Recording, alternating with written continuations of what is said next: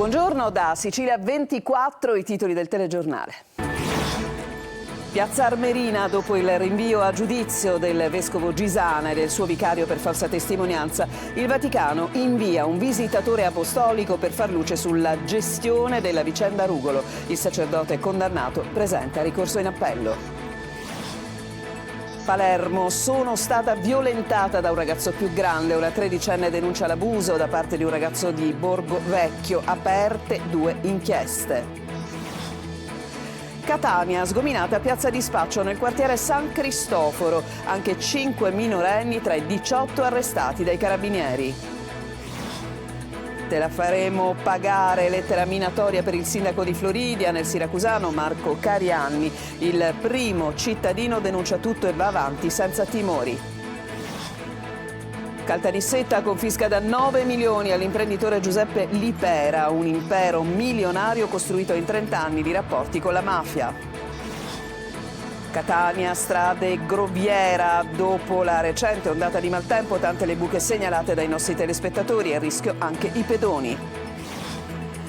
Calciomercato, Palermo e Trapani a caccia del colpo ad effetto, il Catania resta fermo al palo, a Messina è crisi nera, dopo la sconfitta con il Crotone si dimette Modica.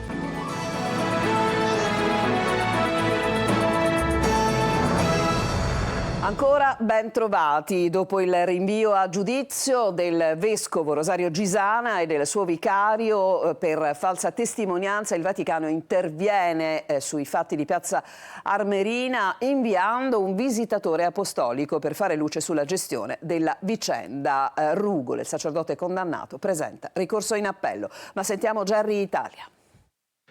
È arrivato direttamente dal Vaticano il segnale più chiaro di attenzione su una vicenda che scuote dalle fondamenta la diocesi di Piazza Armerina. Dal 15 al 18 gennaio un visitatore apostolico inviato personalmente da Papa Francesco ha incontrato prelati e testimoni nell'Ennese per raccogliere informazioni sul comportamento del vescovo Rosario Gisana e del vicario giudiziale Vincenzo Murgano. A conclusione della sua missione il vescovo del Nord Italia dovrà relazionare direttamente al pontefice sullo stato della diocesi e sulle possibili responsabilità. Proprio Gisana e Murgano sono stati rinviati a giudizio dalla procura di Enna. Il 26 maggio compariranno in aula per rispondere dell'accusa di falsa testimonianza. Gli inquirenti sostengono che i due abbiano insabbiato le violenze attribuite a Don Giuseppe Rugolo, arrivando a mentire su incontri, offerte economiche e persino sulla consegna di documenti riservati al sacerdote, condannato in primo grado a 4 anni e mezzo per abusi su minori. Nel frattempo Rugolo ha presentato ricorso contro la sentenza di primo grado. L'udienza d'appello è fissata per l'8 aprile. I legali del sacerdote contestano l'intero impianto accusatorio e chiedono la riapertura del dibattimento per l'acquisizione di nuove prove. Anche la curia di Piazza Armerina, ritenuta responsabile civile, ha fatto appello, sostenendo di non poter essere chiamata a rispondere per le azioni del sacerdote. Intanto arriva anche la voce della diocesi attraverso un comunicato diffuso in giornata. Il vescovo Rosario Gisana, si legge in un comunicato dell'ufficio stampa della diocesi di Piazza Armerina, segue con serenità gli sviluppi del procedimento penale in corso. Nel ribadire l'estraneità alle accuse, conclude la nota, rinnova la sua fiducia nell'operato della magistratura. A Palermo una tredicenne ricoverata all'ospedale di Cristina denuncia la violenza sessuale subita da un giovane più grande nel rione di Borgo Vecchio. Sentiamo Marco Gullà. Sono stata violentata da un ragazzo più grande in una piazza del quartiere Borgo Nuovo. Palermo ripiomba nell'incubo di violenza sessuale. La vittima sarebbe una ragazzina di 13 anni ricoverata da giorni nel reparto di neuropsichiatria infantile dell'ospedale di Cristina. La ragazzina, che sarebbe dipendente da alcol e stupefacenti, era accompagnata dalla madre quando all'improvviso sabato pomeriggio, dopo aver litigato con la donna, sfugge al controllo e scappa via. Raggiunta da un'amica, trascorre la notte fuori, non risponde al telefono e torna innottata all'ospedale dei bambini, totalmente ubriaca. Non si regge in piedi. L'indomani, domenica mattina, racconta ai medici di essere stata violentata da un giovane conosciuto proprio quella sera. Ci sono segni evidenti della violenza. La tredicenne vive con la madre, non ha riconosciuto il padre ed è ricoverata da qualche giorno. Una situazione decisamente delicata. La giovane è supportata da uno psicologo e assieme a lui ha ripercorso la notte in cui avrebbe subito la violenza. L'ospedale ha avvisato sia la procura per i minorenni che quella ordinaria. Sono scattate le indagini dei carabinieri. Una fonte importante è l'amica della tredicenne e soprattutto individuare il gruppo con cui le due hanno trascorso la serata. A Catania un uomo ha prima minacciato per strada vicino viale Mario Rapisardi la sua ex e poi l'ha scaffeggiata e afferrandola per i capelli le ha sbattuto la testa sul muro prima di essere messo in fuga dai passanti mentre inseguiva ancora la donna a bordo di uno scooter. Il 41enne è stato arrestato perché ha violato il divieto di avvicinamento alla donna. Sgominata a Catania una corposa e importante piazza di spaccio che agiva nel quartiere San Cristoforo. Dopo 14 arresti già eseguiti dai carabinieri, oggi in manette altre 18 persone, ma ci sono anche dei minorenni. Ci dice tutto Simona Mazzone. C'era anche un padre con il figlioletto di 4 anni in braccio tra gli acquirenti di marijuana nell'appartamento di San Cristoforo. Con l'irruzione nella casa blindata e videosorvegliata di via Salvatore di Giacomo a Catania e l'arresto di 5 persone dedite allo spaccio, i carabinieri di Piazza Dante hanno avviato nel giugno del 2023 una serie di indagini che hanno portato ad altri 9 fermi e al sequestro di droga, impianti di videosorveglianza e materiale vario, fino agli ultimi arresti nei confronti di 18 persone, 5 delle quali minorenni, nell'ambito dell'operazione Molosso, così chiamata perché sempre nell'appartamento di via di Giacomo dove proseguiva l'attività è stato trovato un cucciolo di Rottweiler adoperato come cane da guardia. Eseguito anche un decreto di perquisizione nei confronti di altri 6 maggiorenni, al momento indagati a piede libero per spaccio di droga. L'attività era strutturata come una catena di montaggio con turni di lavoro a rotazione dalle 9 del mattino alle 3 di notte e dove ognuno aveva un ruolo, anche i 5 minori di età compresa tra i 16 e i 17 anni, che un giorno erano vedette, un altro pusher, cassieri o trasportatori di droga e che erano stati assoldati dagli associati maggiorenni più giovani. I video nelle mani degli inquirenti mostrano gli spacciatori contare i soldi incassati e i momenti in cui cedono dosi attraverso lo spioncino di una porta blindata. La droga veniva stoccata anche in altre case del quartiere considerate sicure e trasportata con veicoli noleggiati. Segnalati anche 62 acquirenti, 8 dei quali minorenni, sequestrati crack e marijuana, stimato un giro d'affari di circa 162.000 euro nei mesi monitorati. Il cagnolino chiamato Dante è stato affidato ai veterinari dell'ASP e poi adottato da una famiglia catanese.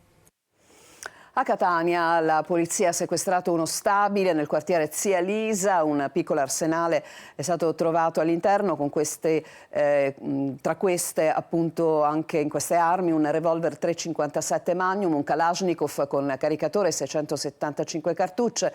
Gli agenti durante il controllo nel palazzo con i cani poliziotto hanno trovato in una busta nascosta sotto il vano scala anche la cocaina. Tutto il materiale è stato messo in sicurezza, sequestrato e analizzato da personale per gli accertamenti balistici. Andiamo nel siracusano, una lettera minatoria è stata recapitata al sindaco di Floridia. La scritta era inequivocabile: te la faremo pagare. Sentiamo Francesco Aloi.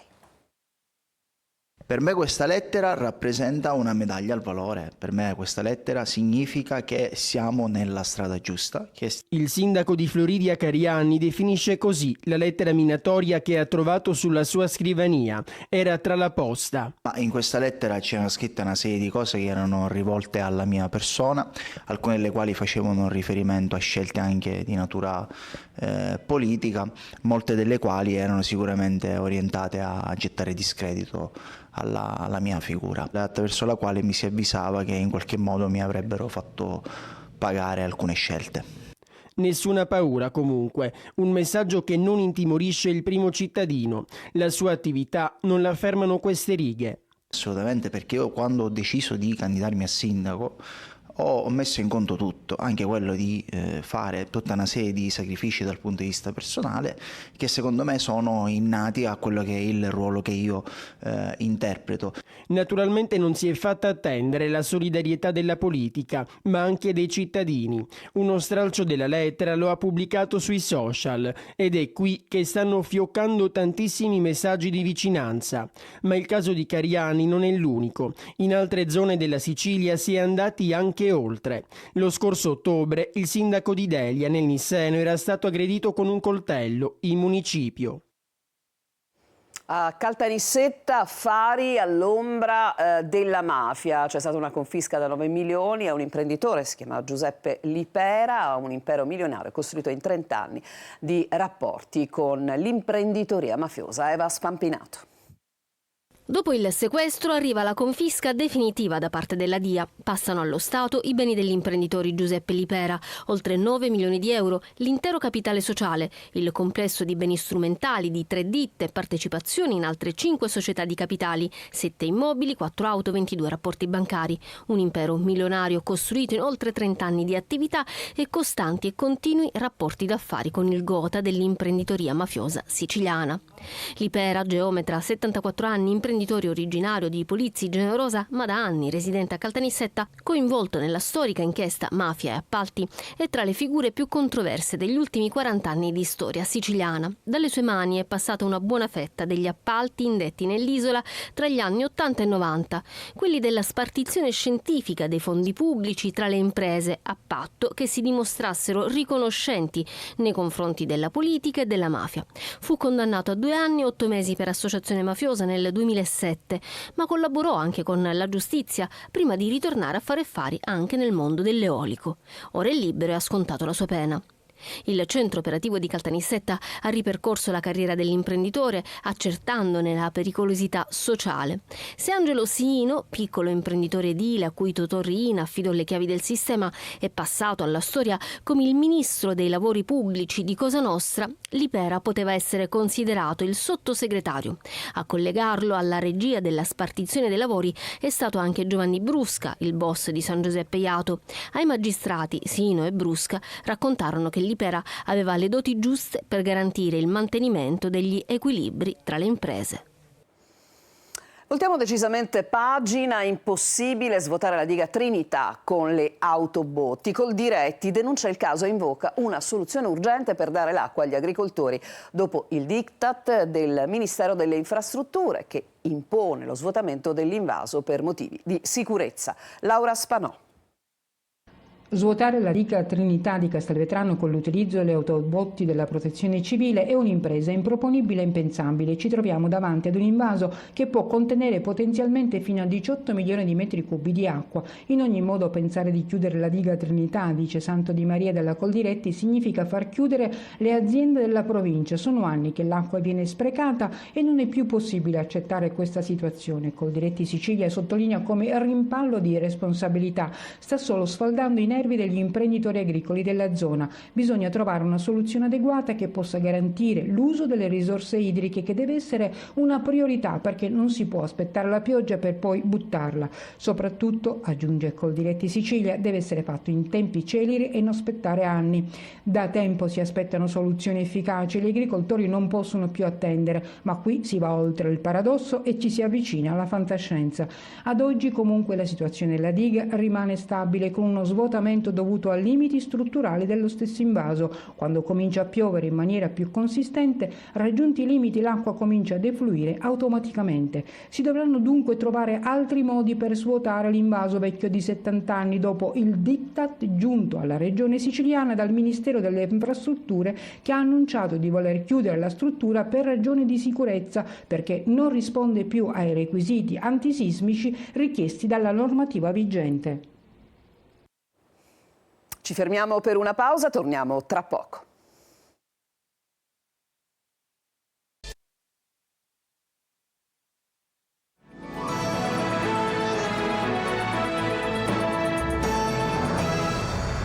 Seconda parte di Sicilia 24, la recente ondata di maltempo ha aggravato la situazione delle strade a Catania. Sono tante le buche che voi telespettatori ci avete segnalato. E questo, insomma, è il resoconto che ci fa Tonino De Mana. Non è solo colpa del maltempo. La pioggia ha acuito un problema che persiste da anni. E se tutti i nodi vengono al pettine dopo gli acquazzoni dei giorni scorsi, Catania sembra quasi reduce da un bombardamento. Strade groviera che mettono a repentaglio l'incolumità di automobilisti e centauri impegnati in slalom per evitare di finire in buca. Sono tante le segnalazioni giunte alla nostra linea di WhatsApp al numero 342 74 55005. Alcune arrivano da via Oberdan che, a detta di un nostro telespettatore, viene ricordata soltanto al momento di una processione religiosa. Proprio in via Oberdan intercettiamo alcuni scooteristi. Se tu cammini anche con un motorino o qualche cosa, vedi che ti sbanda. Che esperienza ha lei? L'esperienza è che praticamente una caduta già l'ho avuta. C'è sempre questi buchi, c'è sempre così, diciamo, non riparano mai. squadre delle manutenzioni impegnate a rattoppare, ma il più delle volte si tratta di interventi non risolutivi. Non le manda a dire Giovanni Curia. Come Commissione Viabilità più volte abbiamo segnalato questo problema. Non basta un'ordinanza del sindaco di non uscire di casa con i propri mezzi, bisogna un intervento immediato di ripristino. In una Catania disastrata rischiano grosso anche i pedoni. Primo esempio, una buca in pieno attraversamento in via 6 Aprile, per non parlare del marciapiede pericoloso in via Lago di Nicito. Le volevo far notare la condizione del marciapiede, abbiamo segnalato più volte questa necessità, ma nessuno si è fatto vedere e durante il corso della giornata cadono dalle 2 alle 3 vecchiette giornalmente. Ciliegina sulla torta, proprio sotto gli archi della Marina, ecco una caratteristica buca a forma di cuore, per una Catania da amare. Ad Agrigento, operai al lavoro con metal detector alla ricerca di tombini asfaltati di fretta prima della visita del presidente Mattarella. Luca Ciliberti. Hanno tombato anche i tombini e così gli operai che erano stati chiamati in fretta e furia ad asfaltare le strade poco prima dell'arrivo del presidente Mattarella ad Agrigento sono stati richiamati in servizio e armati di metal detector si sono dovuti mettere a caccia dei tombini perduti. Una ricerca palmo a palmo sulle strade appena rifatte e man mano che i tombini venivano rintracciati si è proceduto a rompere l'asfalto nuovo di zecca tra l'incredulità degli agrigentini che filmavano tutti con il loro smartphone. Inutile dirlo, i video sono diventati virali e si aggiungono al lungo elenco di gaffe che hanno preceduto l'intitolazione della città Capitale della Cultura 2025, dai cartelli stradali sgrammaticati di ANAS alla pioggia sui musicisti al Teatro Pirandello. Dalla Regione, che ha stanziato €500.000 per rifare le strade, fanno sapere che si tratta di interventi in qualche modo preventivabili, considerata l'eccezionalità dei lavori compiuti pochi giorni prima del grande evento. Ieri il presidente Schifani ha convocato e presieduto il nuovo tavolo operativo per coordinare e armonizzare iniziative e interventi. Tra i più urgenti, come riporta una nota della Regione, la risoluzione dei problemi di approvvigionamento idrico delle strutture ricettive del centro storico, la sistemazione e la realizzazione di aree parcheggio e l'organizzazione di servizio navette, la manutenzione della viabilità e dell'illuminazione stradale, la bonifica di microdiscariche presenti in aree pubbliche e la pulizia e la discerbazione del ciglio delle strade e poi la realizzazione di un sistema di bagni pubblici e la sistemazione del verde e della rete urbano, compreso l'installazione di alcune pensiline. Da Palazzo d'Orleans, dopo la riunione, qualcuno si è lasciato scappare un laconico irriverente. Vabbè dai, c'è ancora un anno di tempo. A Catania, nell'ambito delle celebrazioni in onore di Sant'Agata, la Candelora d'Oro sarà assegnata all'attore Tuccio Musumeci, decano degli artisti teatrali siciliani e simbolo della catanesità.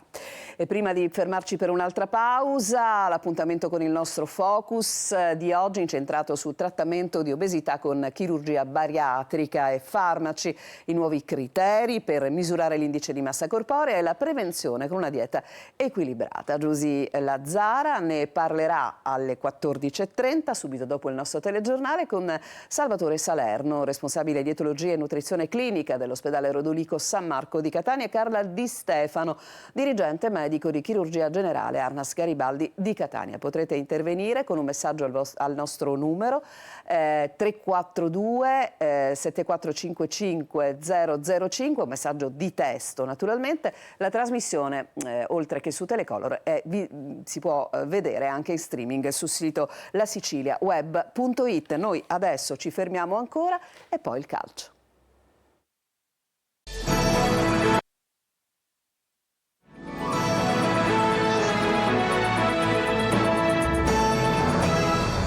Siamo al calcio, il calciomercato, il punto sulle siciliane ce l'ho fatto Nino De Mana.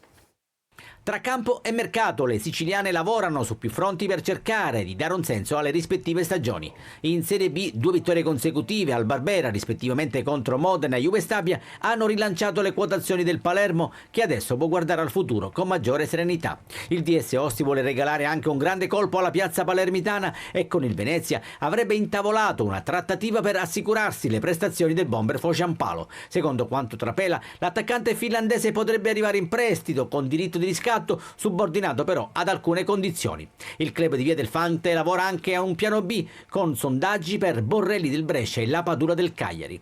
In Serie C il Catania, senza vittorie né volti nuovi, continua a perdere pezzi. Carpani in gol domenica contro il Picerno è sul punto di trasferirsi all'Ascoli. Il 31enne chiude la sua esperienza alle falde dell'Etna con 21 presenze, 3 reti ed un assist. Altre uscite: D'Andrea, non convocato per il ritiro in Calabria, è conteso da Arezzo e Cerignola. Montalto piace alla Pistoiese, mentre Rapisarda è finito nel mirino del Sorrento, sulla cui panchina siede ora Giovanni Ferraro. E i rinforzi? Mister Toscano sembra spazientito, si trova costretto ad adattare pedine di uno scacchiere sempre più scarno, mentre si avvicina a grandi passi la sfida contro il Giuliano. In entrata circolano i nomi di Piraccini, Cesena, Matino, Bari, Masi, Atalanta e Frisenna, Messina. E siamo al Trapani, che avrebbe messo nel mirino addirittura Super Mario Balotelli, con il patron Antonini che pensa ad un colpo ad effetto. Suggestione o realtà di un mercato che alimenta sogni e speranze? Sconfitta casalinga ieri per il Messina, superato 2-0 al Francoscoglio dal Crotone. È sicuramente crisi nera per la squadra. A fine gara il tecnico Modica ha annunciato le dimissioni. Sergio Colosi. Troppo Crotone per un Messina rinnovato, ma sempre piccolo per sognare la salvezza, e da oggi senza Modica dimissionario. Il giustiziere è stato il solito Tumminello, che da qualche anno a questa parte vede nel giallorosso la sua vittima preferita. Sua la doppietta che spinge i calabresi in zona promozione. Longo, dopo le difficoltà iniziali, ha costruito una squadra col migliore attacco del girone e affidabile soprattutto in versione esterna. Il Messina, con 3 nuovi acquisti all'esordio, si è difeso ad oltranza, a parte qualche timido tentativo. Quando però il Crotone ha fatto salire i giri del suo motore, gli avversari, graziati dal palo di Gomez e dalle parate di Krapicas, hanno alzato bandiera bianca. Minuto 40, sull'invito di Vitale, il sinistro di Tumminello e una sentenza. L'attaccante ha replicato al 15° della ripresa. Vitale firma il 9° assist vincente stagionale per la deviazione aerea di Tumminello. Il Crotone ha sprecato il terzo gol con Vitale, Silva e Ovisac, mentre la fase offensiva del Messina è stata nulla. Luciani e Cominetti si marcano da soli, difesa da sistemare, attacco da rifondare senza Natriello e Petrungaro per sperare nei play-out, perché di più questa squadra non sembra in grado di poter fare. A fine partita il tecnico Modica ha annunciato le sue dimissioni, aprendo l'ennesima crisi, e forse quella decisiva. E proprio il Messina ha annunciato l'ufficializzazione dell'acquisto del centrocampista Buchel. Il classe 91 vanta 66 presenze in Serie A, 170 in B, 55 in C. Ha firmato un contratto fino al 30 giugno del 2026. Con questa notizia si chiude Sicilia 24. Prossimo appuntamento con l'informazione su Telecolor alle 19. Vi lascio a Giusy Lazzara con Sicilia 24 Focus. A tutti un buon proseguimento di giornata.